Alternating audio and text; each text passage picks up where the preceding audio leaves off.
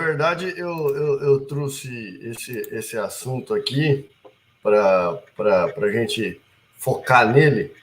Por quê? Porque quando a gente está desenvolvendo essa história, né, é um assunto que passa batidas. Às vezes as pessoas ficam, a Igreja dos Irmãos, e parece que fica uma coisa vaga, né? Mas quando você trouxe para mim as informações dessas Igrejas dos Irmãos, eu fiquei embasbacado, a palavra é essa, fiquei de boca aberta, li aqueles documentos e fiquei, Senhor amado, né?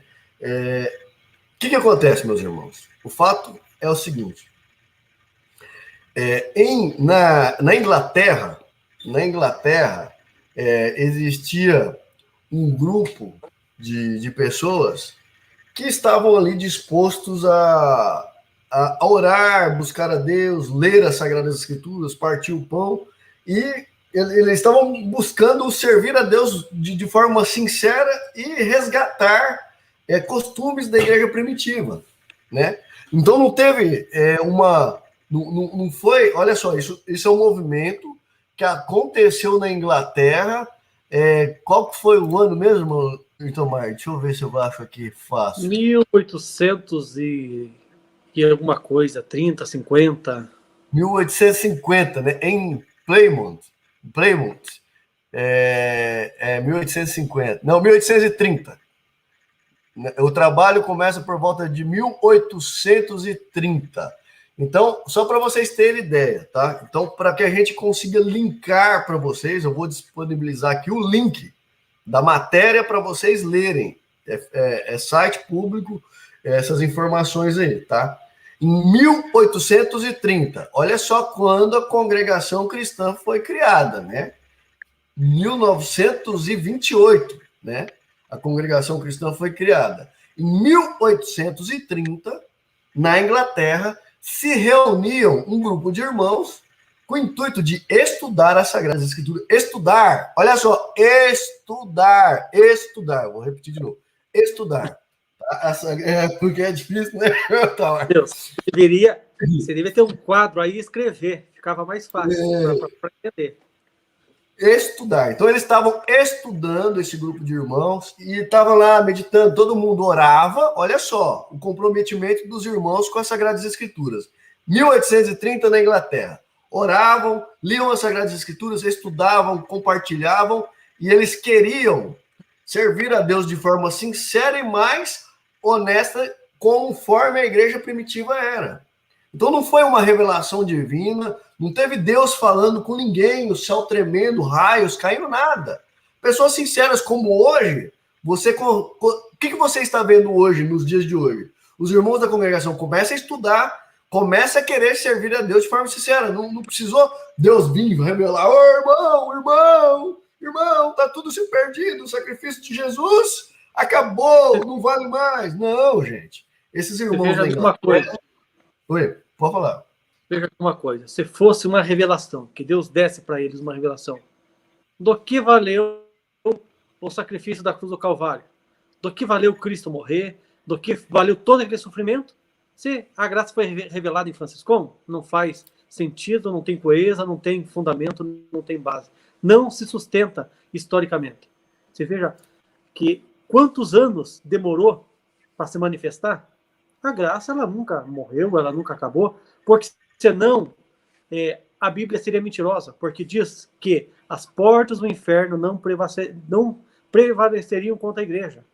Quer dizer, que o inferno não ia poder contra a igreja. Quer dizer, ele nunca pôde, ele nunca acabou com a igreja. Embora que ficou grupos reduzidos, mas desde Cristo até da sua época, ficou irmãos e mais irmãos que seguiram a doutrina.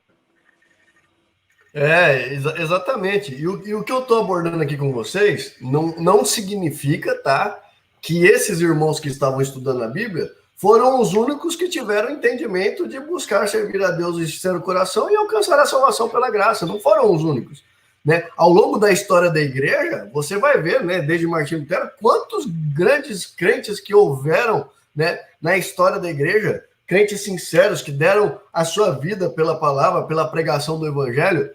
Mas é necessário, esse marco de 1830, que eu estou trazendo aqui para vocês, que o irmão Itamar compartilhou comigo, Ele é importante por quê? Porque é uma parte da história que a gente passa muito, muito rápido. E ela é necessária a gente abordar com profundidade para que vocês entendam como é que o irmão Luiz Francisco teve contato com essa questão batismal, com a questão do véu, né? Com esses costumes. Pode falar, meu irmão. Você viu o batismo dele como eles fazem, né? Sim. Eles fazem uma confissão de fé, e aí eles falam, né, mediante o mandamento do nosso Senhor Jesus Cristo, ter batismo né, do Pai, do Filho e do Espírito Santo. A irmã com o véu na cabeça, é muito bonito o batismo dessa igreja dos irmãos lá. Eu mostrei, acho que o batismo da Assembleia Cristã da Guatemala, que é o mesmo grupo deles, né? Então, sim, é muito bonito e interessante que eles já abriam o culto em nome do Senhor Jesus, eles já se reuniam em nome do Senhor Jesus. Então, você vê que o trabalho que o Francisco desenvolveu tanto no Brasil como em Chicago, que aí também foi tido por reunidos em nome do Senhor Jesus, você vê que se espelharam nesses irmãos. Então nós estamos trazendo essa parte da história, meus irmãos, para que vocês tenham em mente. Nós vamos tentar construir aqui agora para vocês como é que o irmão Luiz Francisco teve contato com esse pessoal, que não é valdense, tá? Não é valdense. Então esquece essa lenda de valdense, pelo amor de Deus. Esses irmãos, em 1830, se reuniam e estudavam a Bíblia, liam, oravam e compartilhavam do pão. Depois, eles começaram a se lançar missionários. Primeiro, eles vieram, salvo engano, para a Argentina, né? Eles vieram para a Argentina. Da Argentina, esparramou essa evangelização. Não, primeiro foi na Europa, perdoa. Primeiro, eles começaram na Inglaterra, foram para a Irlanda. Deixa eu ver aqui, se eu consigo localizar aqui rápido. Eu vou compartilhar o link para vocês, viu? Vocês podem ficar tranquilo que eu vou compartilhar o link para vocês. Então, a obra se espalhou no mundo graças aos irmãos com vocação missionária na cidade da Inglaterra, Bristol, Bath em Londres, no norte da Itália, na França, na Suíça, na Alemanha, América do Sul e América do Norte. Ou seja, esses irmãos se lançaram para sair evangelizando depois de 1850, 1856. Esses irmãos já tinham até inário de cântico, meus irmãos, só para vocês terem ideia. Então, eles vieram em 1856. Eles chegaram na Argentina, o movimento continuou crescendo, chegando na Argentina em 1892. Quando que foi que o irmão Luiz Francisco chegou na Argentina? 1909. Novembro de 1909. Só para vocês terem noção da timeline. Então, esse evangelho que o irmão Luiz Francisco teve contato, esse grupo de irmãos, que até então era adenominacional, né? Era conhecido por Igreja dos Irmãos, né? Reunidos em nome do Senhor, enfim, tinham vários nomes, né? Só que esses irmãos, eles saíram evangelizando e inclusive, começaram a usar esse nome de Assembleia dos Irmãos ou Assembleia Cristãs, que seria o quê? Assembleia, reunião de cristãos, né? Assembleia, reunião de cristãos, Assembleia dos Irmãos, né? Reunião dos irmãos. Então, esses irmãos saíram evangelizando. Então, quando o irmão Luiz Francisco foi se batizar, meus irmãos, é muito importante vocês saberem disso. Quando ele foi se batizar, eles tiveram contato com esse grupo, que já estava evangelizando tanto na Europa, quanto na América Central, do Sul e do Norte. Então, já havia, olha só, esses irmãos chegaram no Brasil em 1800... Peraí, deixa eu ver aqui. Casa de oração. Casa de oração é o nome associado no Brasil às igrejas adenominacionais oriundas do movimento dos irmãos Plymouth, lá da Inglaterra, de 1830, né? Embora seja também conhecida como Igreja dos Irmãos Unidos. Então, isso aconteceu, a igreja chegou ao Brasil em 1878. 1878, que chega no Brasil. Quando foi de novo? Quando o irmão Luiz Francisco chegou aí na Argentina, a primeira vez? 1909, Brasil, 1910. Só para vocês terem noção, meus irmãos.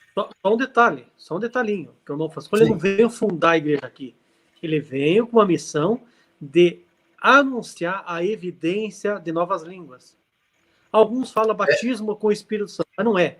O batismo com o Espírito Santo não é o falar em línguas.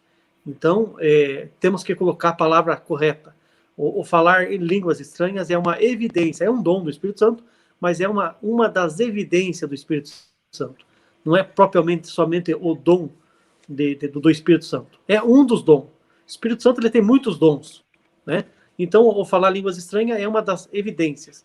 E o Francisco, então, ele vem trazer essa evidência de falar línguas estranhas. Ele não vem aqui fundar outras igrejas.